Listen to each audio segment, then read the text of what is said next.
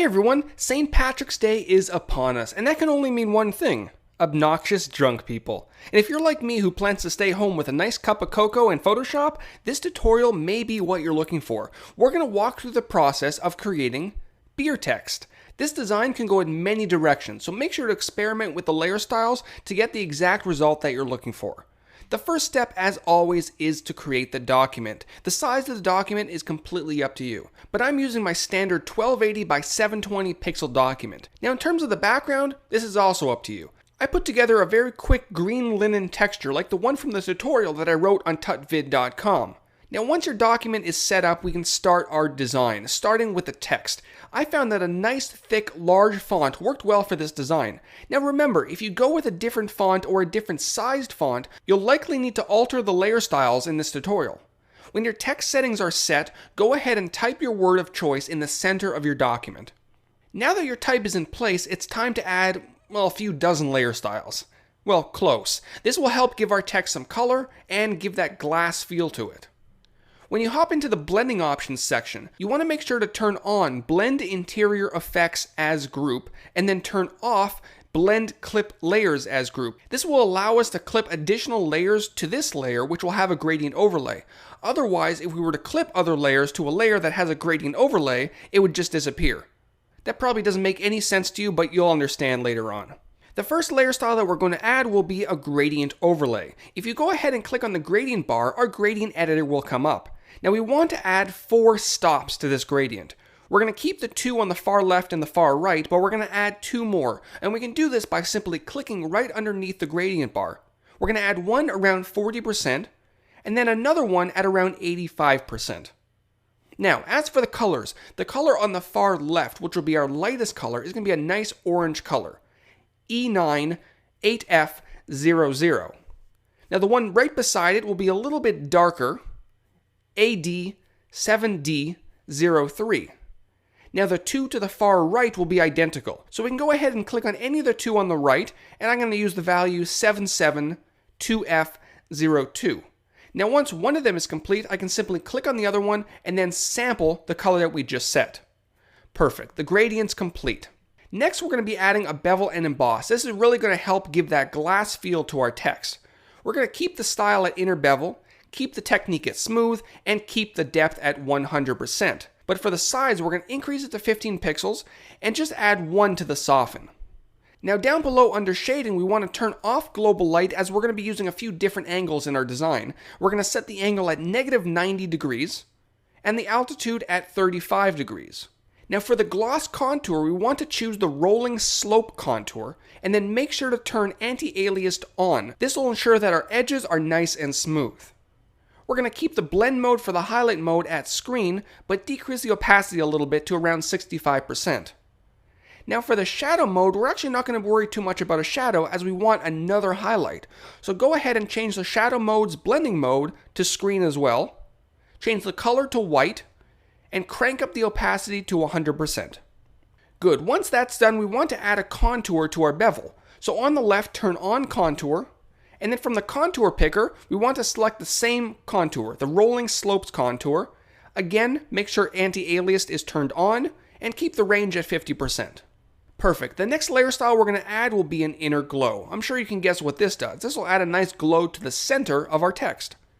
We're going to change the blend mode to overlay, crank the opacity up to around 90%, make sure the color is set to a pure white, and then down below we want to change the source to center. By default it's probably set to edge.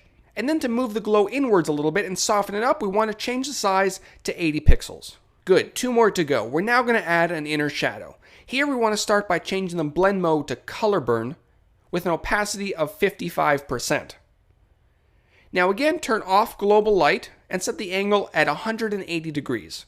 And then change the distance to 0 and the size to 20. Finally, we're going to add a drop shadow to pull the text away from the background a little bit. Keep the blend mode at multiply, but decrease the opacity to around 20% as we don't want an overly strong shadow. Now again, turn off global light, set the angle at 90 degrees, the distance at 8, and the size at 4. And that'll do it for these layer styles. If all went well, you should have a nice glassy, glossy feel to your text. Now once your text layer styles are complete, we're going to add a few layers that go inside our text using clipping masks. Now for these to work, it's very important that you follow that first step when we went into the blending options section. This will allow you to clip layers inside layers that contain overlays, such as the gradient overlay that we added. The first layer that we're going to add will be a bubbly texture. Start by creating a new layer in your layers panel and fill it with black. If black is your foreground color, and you can achieve that by pressing the letter D on your keyboard, hold down your Option key on the Mac, Alt key on Windows, and press your Delete or Backspace key. Once this layer has been created and filled, right-click on the layer in your layers panel and choose Create Clipping Mask. This will put this layer inside our text layer.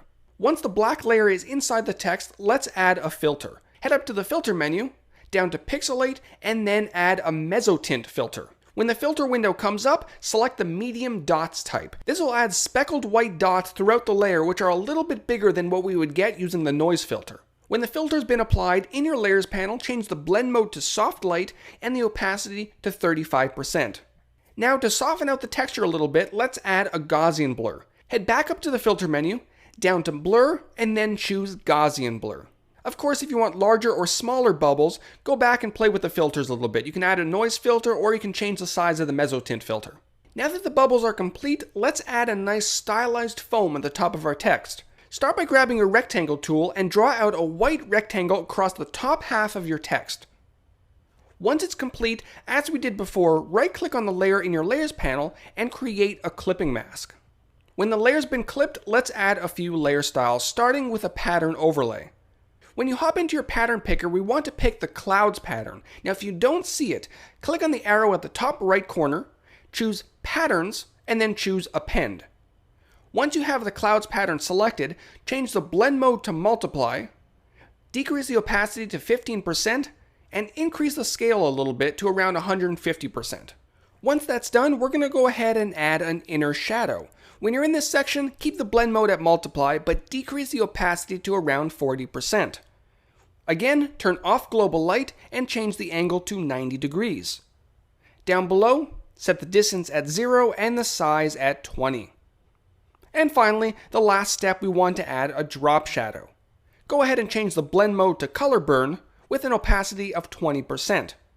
Turn off global light and set the angle at 90 degrees. Now set the distance at 8 and the size at 9. Good, this will leave you with pretty straight foam. Obviously we want to distort it a little bit. Now before you start adding filters to this layer, we want to make sure to convert it for smart filters first, just in case we want to edit this layer later on. Head up to the filter menu and then choose Convert for Smart Filters. Once it's been converted, let's add a few filters, starting with a wave. Head back up to Filter, down to Distort, and then choose Wave. The wave is completely up to you, but I want to keep it somewhat subtle. So I'm going to set the number of generators at 4, the wavelength at 105 and 106, the amplitude at 5 and 10, both scales at 100%, make sure that the type is set to sine, and undefined areas at repeat edge pixels. Good, that'll leave you with a little bit of a wave, but we want to mess up the edges a little bit. Let's add one more filter. Head back up to Filter, down to Distort, and then choose Zigzag. In this window, set the amount to around -85%, the ridges at 10, and the style to out from center. Good, you should now have nice stylized foam at the top of your text. Now if you want to, you can always add a layer mask to this layer, and using a black brush, remove some of the areas that you don't want visible. Now the last step we're going to take will be to add some water drops to this design. To create this, we're going to be creating a custom brush and layer styles. Let's start off with the brush. Now if you don't see your brush panel on the right side of your workspace, activate it by going to the window menu at the top and then choose Brush. Let's go through some of the key sections, starting with brush tip shape. We're going to start off with a 50 pixel brush. We want to set the hardness around 50%. We don't want them too hard and we don't want them too soft. And an important step is to set the spacing at 185%. This will pull away from a perfectly smooth straight line. The next section we're going to go into are shape dynamics. We want to set the size jitter around 65%. This will allow us to have different size water drops and not just one size. Now down below, we want to also turn the roundness jitter to around 35%. We don't want all of them perfectly round. And finally, we want to hop into scattering. Make sure that both axes is turned on. Turn the percentage to around 630%, and the count to 1. This will allow the water drops to scatter as we're brushing them onto our document. So now that the brush is complete, go ahead and create another new layer in your layers panel, and just like we did before, make sure to clip it by right-clicking and then create a clipping mask. When that's done, we want to start painting on our document. You can use a white brush, a black brush, a red brush, it really doesn't matter as we're not going to be seeing the color anyway. When you have a nice amount of large water drops on your design, you can go ahead and decrease your brush size using the left square bracket key and then add a bunch of smaller water drops as well. This will add some nice variation to our design.